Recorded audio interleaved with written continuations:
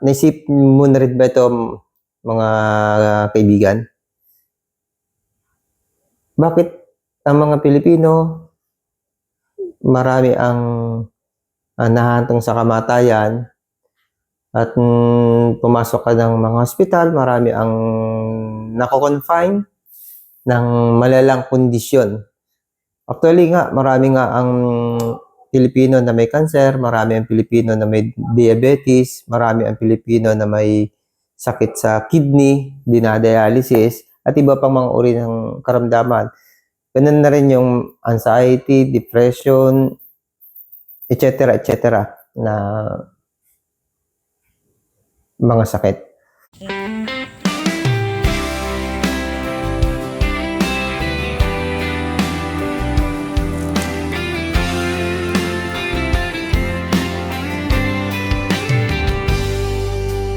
Maglagay ng time na dapat ay mag-relax, ipahinga ang katawan. Lupa na nanghihina sa lahat ng gawain, sa realidad na buhay dito sa teres ng Reality House. Sa reality camp ng Arabella Garden, magpahinga na gusto ko. Talagang enjoy ako lagi at hindi ko pagpapalit. Saan man ako pumunta, ang campsite na ito ang taging pagaling. Babalikan ko Arabella Garden sa Philippine Reality. Sa pagtanda ko, kapiling ang mahal kong asawa. Dito ang aming pahinga.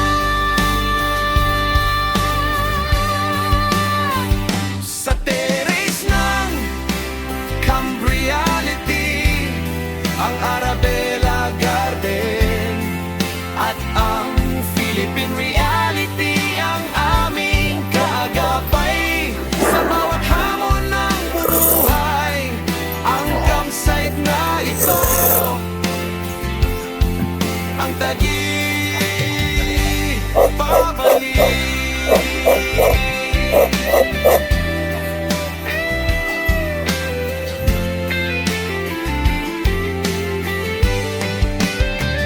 Sa teres ng Camp Reality, ang Arabella Garden At ang Philippine Reality ang aming kagagapan. sa bawat hamon ng muda, ang campsite na ito ang taging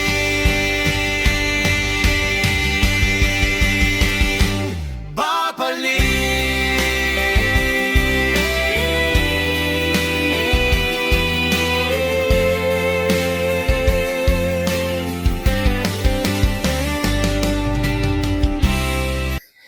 Hi guys, good evening.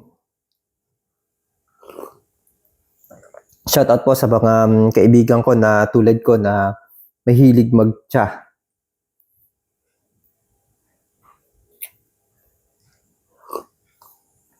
Flex ko din tong aking bagong Cheer and Table. Yan, ito yung matagal ko nang pinag-iisipang bilhin.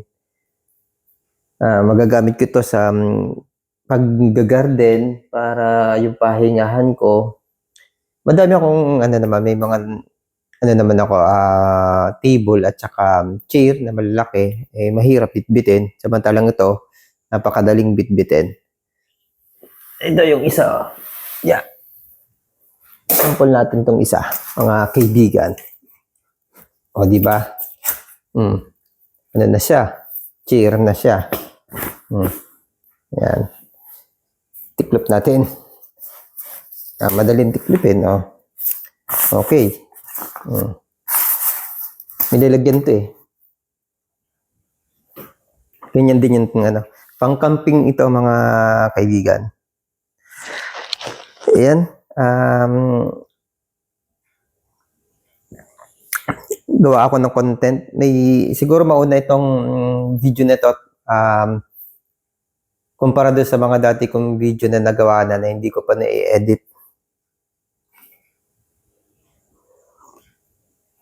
Aliligo ko lang. Habang naliligo ako, may naalaala ako na napag-usapan sa seminar na natindan ko last few days. So, about sa bakit ang mga Pilipino marami ang namamatay sa cancer at iba pang mga sakit. Magandang pag-usapan kasi marami sa mga kapwa natin Pilipinong kabataan ang nalalagay sa alanganin, kondisyon sa iba't ibang uri ng sakit.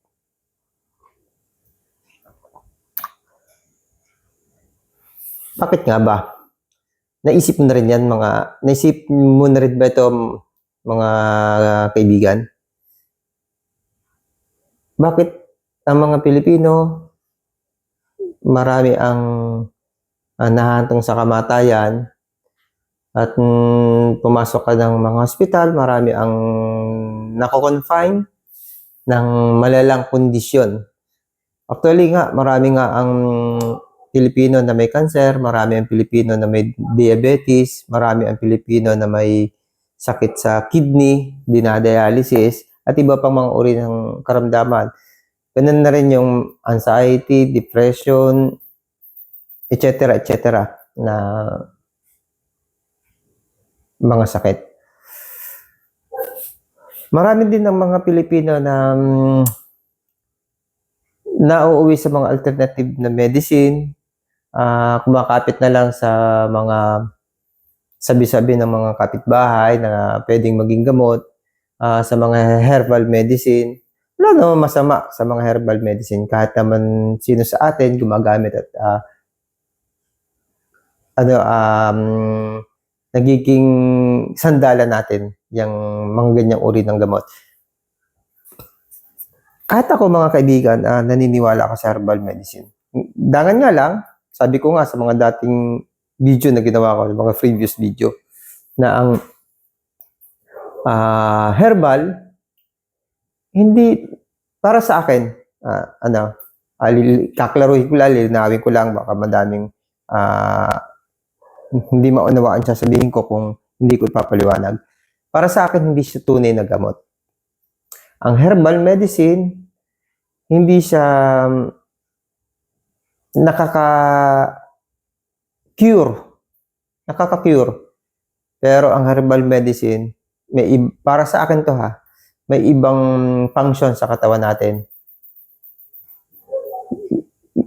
Miracle siya minsan. May mga taong may malubhang karamdaman, pero gumagaling kapag kainom ng herbal. Pero sinasabi ko, kanina, na hindi ito gamot. Kasi sa aking pangunawa, ang herbal medicine na kinagista natin, ito ay isang prevention. Isang uri ng halaman o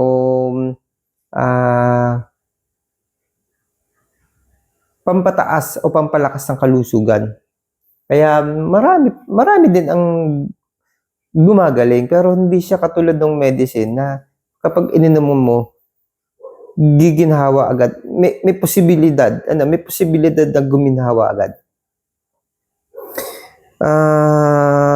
Minsan yung sakit natin, kahit mahirap na yung nararamdaman natin, pero kinakaya. Kinakaya na alam natin, nakagamot sa atin. Pero sa pawang dahilan, ito ay kinaya pa hindi pa siya huli para sa hindi pa siya lubusang malala. Kinaya pa ng prevention.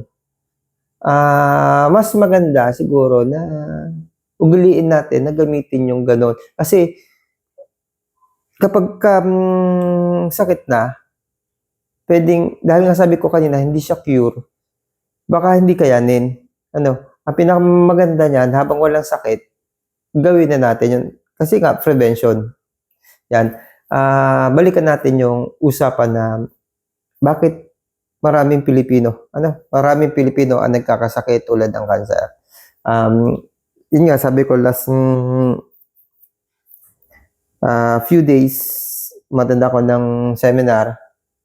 At kasi yun sa Women's Month, naging namin sa opisina ang mag-imbita ng doktor para sa mga kababaihan. At ganoon na rin kaming mga kalalakihan na may kapamilyang babae na pwede naming malaman kung ano yung nangyayari sa mga kababaihan para kami makatulong din sa pamilya. Kaya umattend din kaming mga kalalakihan.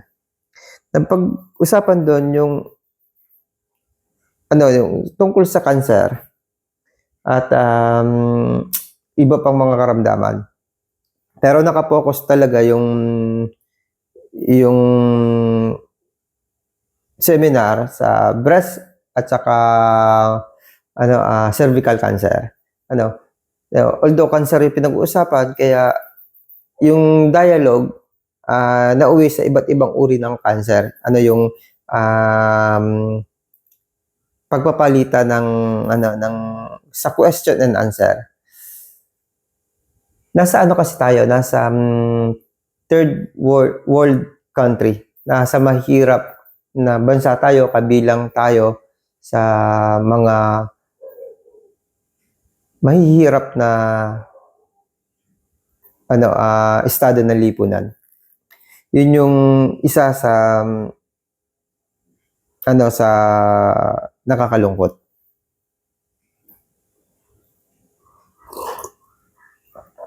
Halos wala tayong kakayahan, ang ating pamahalaan, ang ating gobyerno na magkaroon tayo ng magandang tulong pangkalusugan. Ultimo yung PhilHealth natin ay hindi sasapat kahit na malaki yung binabawas sa ating mga sahod tulad namin mga empleyado, kaming mga empleyado ng gobyerno at katulad din sa mga pribadong empleyado. Malaki yung kinakalta sa atin sa PhilHealth pero walang kakayahan, konti-konti lang yung maitutulong sa atin.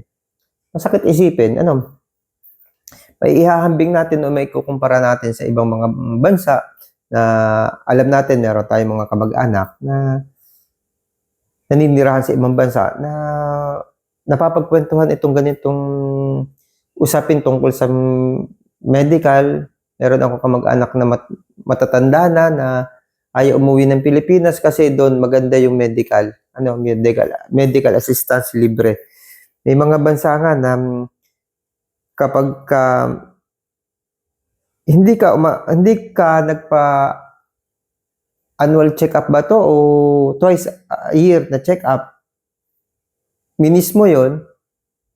Kapag ka nagkasakit ka, hindi ka i-cover nila ng libre. Pero kung nasusunod mo yung routine ng check-up, ng check-up mo ng bawat isang mamamayan sa kanilang bansa, libre yung pagpapagamot kung sakaling magkasakit ka. Yun ang dahilan. Nakakalungkot na ang Pilipino kaya lang pupunta sa hospital kapag malapit ng mamatay. Pagka ganun kalala na ang sitwasyon, hindi na halos kayanin ng mga pagamutan, ng mga ospital, ng doktor, ng gamot ang kanilang mga karamdaman tulad ng cancer. Kaya marami yung bilang ng mga Pilipinong namamatay. Kaya marami din ang nadadialysis kasi maraming mga Pilipino na may sakit na hindi makapagpagamot, hindi makapagpa-check up o kung makapagpa-check up, hindi makabili ng gamot. Mapipilitan na lang na dalhin sa hospital kapag sobrang lalang-lala na hindi na siya kaya ma-survive. Yun yung dahilan. Ibang bansa nga, di ba sabi ko, kapag na-miss mo yung araw ng check-up mo at hindi ka nakapagpa-check up, nagkaroon ka ng sakit, saka ka pa hindi bibigyan ng assistance ng pag-ano. Yun ay basehan sa lecture na ginawa sa amin. Isa sa napag-usapan, isa sa mga ni-share sa amin. Kaya ang mga tao doon, regular nagpapa-check up. Kahit walang nararamdaman, nagpapa-check up kasi pagka nagkaroon ka ng sakit, hindi ka malilibre. Yun yung sa comparison, magkaiba sa atin. Sa atin, sa kakapupunta sa doktor kapag malala ng sakit. Sa kanila, wala pang sakit, parang prevention. Parang prevention. Nakikita, kasi kapag may nakita ng konting karamdaman o nagsisimula, halimbawa, cancer, may nakita agad, stage 1 pa lang, kaya pa siyang gamutin. Samantalang kung sa Pilipinas, stage 4, saka ka magpapagamot, tapos bukod sa pagiging stage 4 yung cancer mo, naghihingalo ka na. Naghihingalo ka na. Kaya ako last mga month, year na paggagawa ko ng vlog, masipag ako dati magawa ng vlog about sa prevention. Ako, isa din akong prevention specialist. Mahalaga talaga ang prevention. Kaya ako mahilig ako sa tea. Kasi, ang tao, maraming cancer cells sa katawan na kapag ito ay nag-activate, magiging problema kapag ito ay na virus o ano man mangyari na naging bukol, magiging problema natin. Kaya maraming mga halaman ang nakakatulong para hindi mag-active yung cancer cell natin na siyang sisira sa ating katawan. Kasi yun yung problema. Kaya ako, kinahiligan ko, tea. Pero hindi ko masasabi na hindi na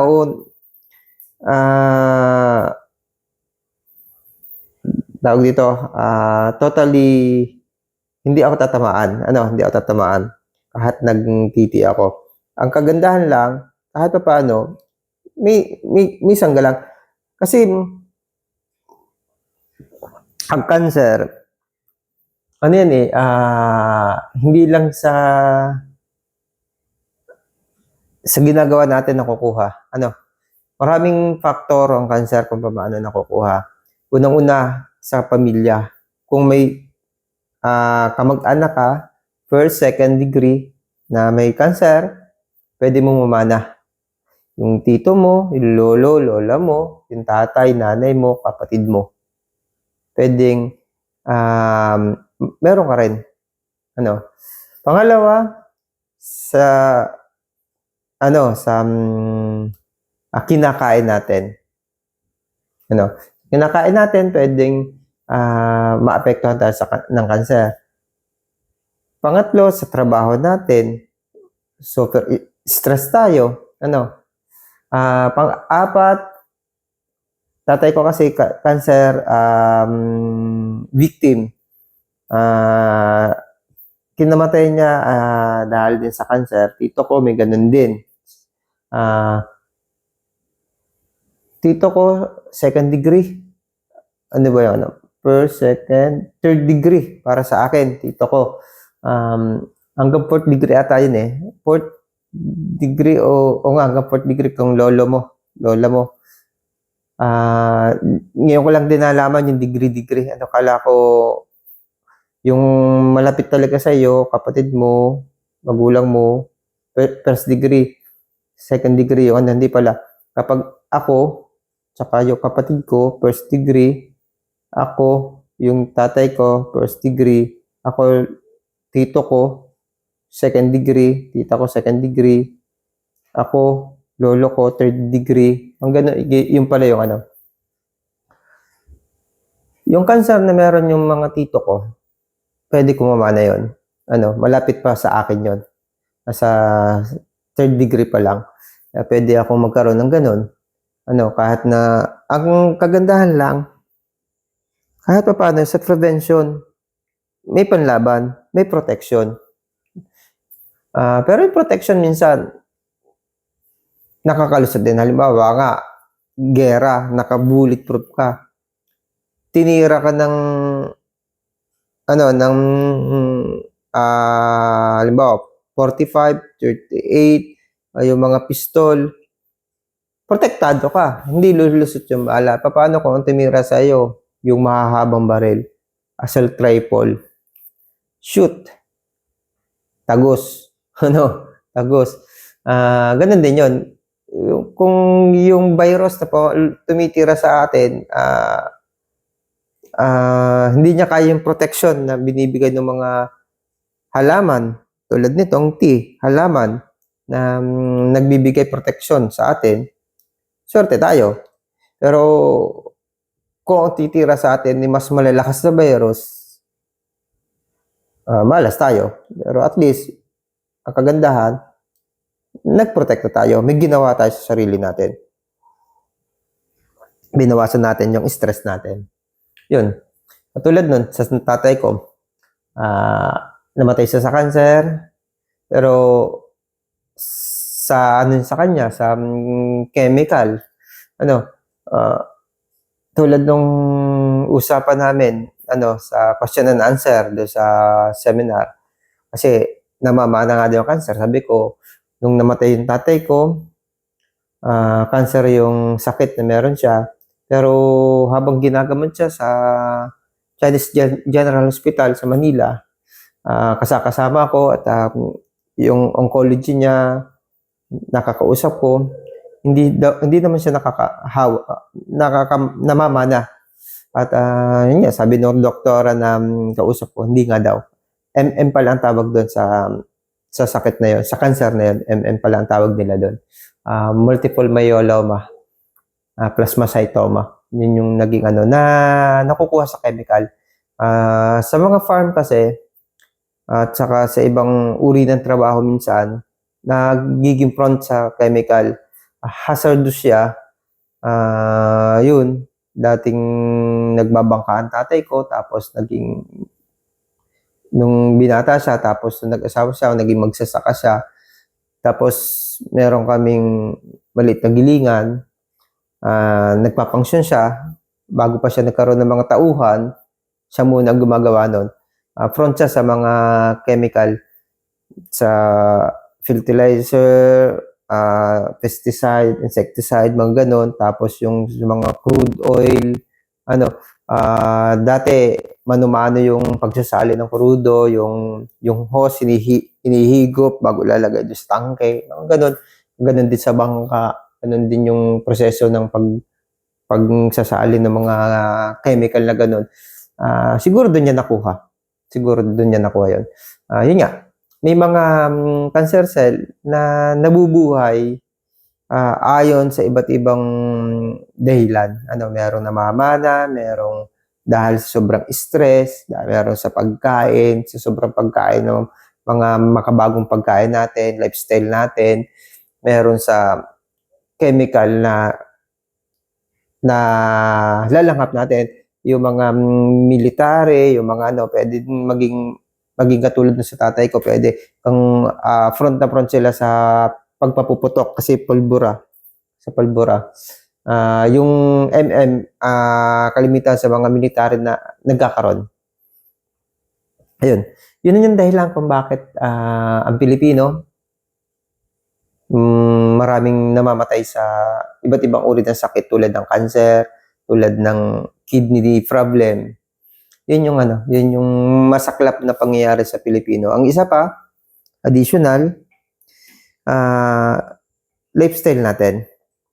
Masyadong front tayo sa iba't ibang uri ng pagkain. Malungkot. Kalimitan yung magsasaka, yung mangingisda. Sila pa yung tinatamaan ng ganitong uri ng karamdaman. Bakit? 'Di ba, yung magsasaka kumakain ng gulay. Ano? Kumakain ng gulay kasi yun yung produkto nila. Yung mangingisda kumakain ng isda kasi yun yung produkto nila. Hindi po, hindi ganoon. Sabi ko nga, nasa third world country tayo, nasa mahirap tayong bansa. Ako bilang magsasaka, ang pinagmulan, although nasa ibang larangan ako ng hanap buhay ngayon, no, pero ang root na pinagmulan ko talaga, ang magulang ko magsasaka. Naging mangingisda yung tatay ko rin nung panahon binata siya. Ang pamilya niya doon, yung pamilya niya mangingisda. Dati tabing dagat sila.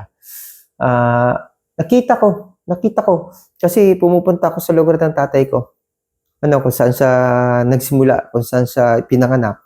May mga kamag-anak kami doon, may mga mangingisda ako kilala doon, naging kaibigan ko. Kahit dito naman, sa lugar namin, may mga naging mangingisda akong kaibigan.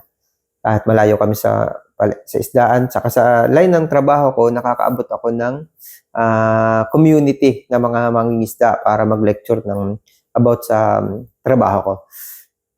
Dito naman sa lugar namin, farm,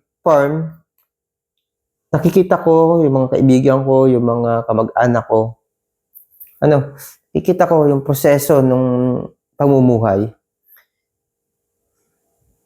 Yung mga produkto na sa halip kakainin nila, hindi nila gagawin. Ibebenta nila lahat. Kasi mas maganda yung presyo. Mas kikita sila, magtitiis sila sa walang ulam, walang kakainin, kundi minsan, ingkan. Minsan, kasi mas mura yung ingkan kumpara doon sa produktong hinarvest nila. Yung mangingisda, ganun din. Mas ininanais nila na ibenta yung isda na fresh sa pamilihan.